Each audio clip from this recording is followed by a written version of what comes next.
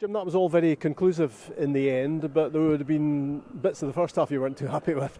Yeah, definitely. I mean, obviously to get the early goal was great, and delighted obviously that Bojan has stepped up and a very accomplished finish right into that top corner, which was pleasing for him. You want your strikers to get up and running early. Christian's off the mark.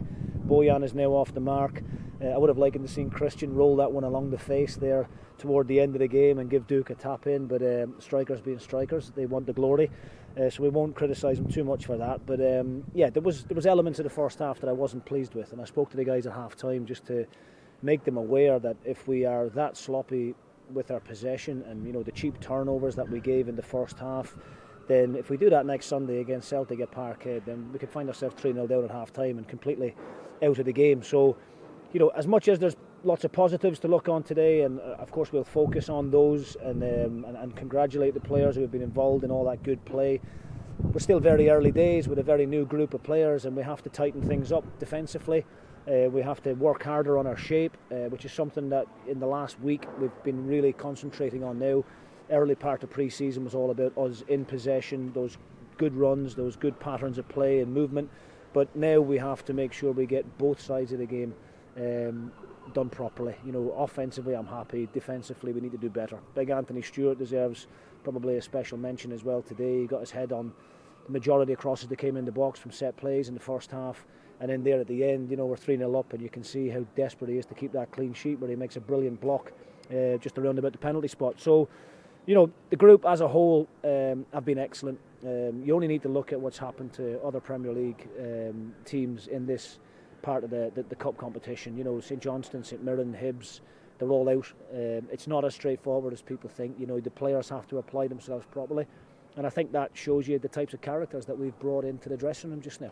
Real leaders. There's so many real men on the park out there, from the goalkeeper, the two centre-backs, Ramadani in the middle, McCrory.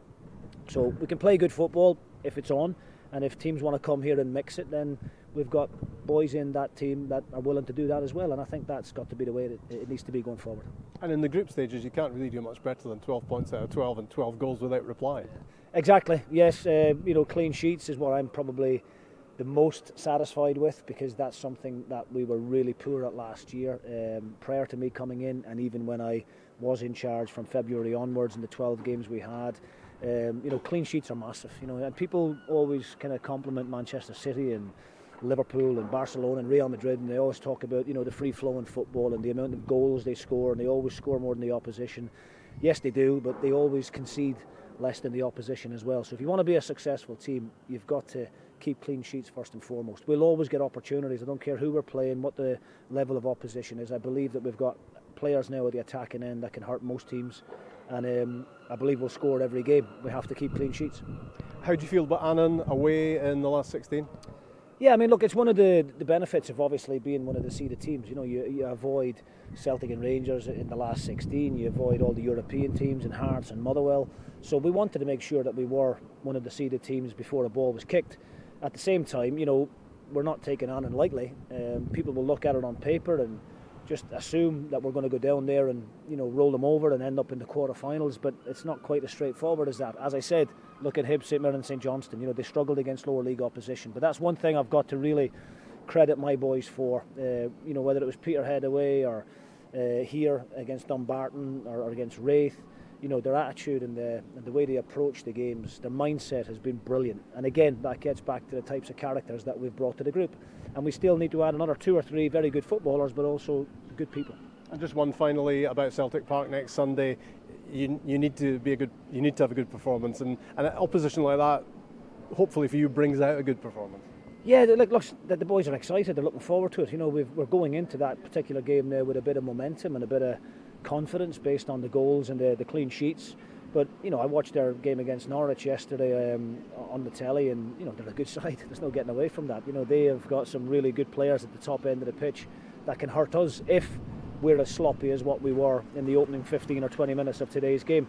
But we've got players in our team that can cause them problems as well. So we're not going to go into that and be fearful of Celtic. We'll give them the utmost respect, as you would expect, but we didn't prepare for the same Stirling Albion game or the Dumbarton game any less differently to what we'll prepare for this Celtic game. The boys will know their jobs.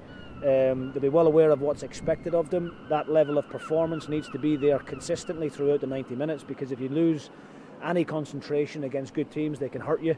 But listen, I think Celtic will give us a bit of respect as well, and I think they'll look at the way that we've performed in the last 4 games, regardless of opposition, and I would imagine that they'll know we're capable of hurting them too, which I believe we are. Good man, Jim. Well done. Thank you very much.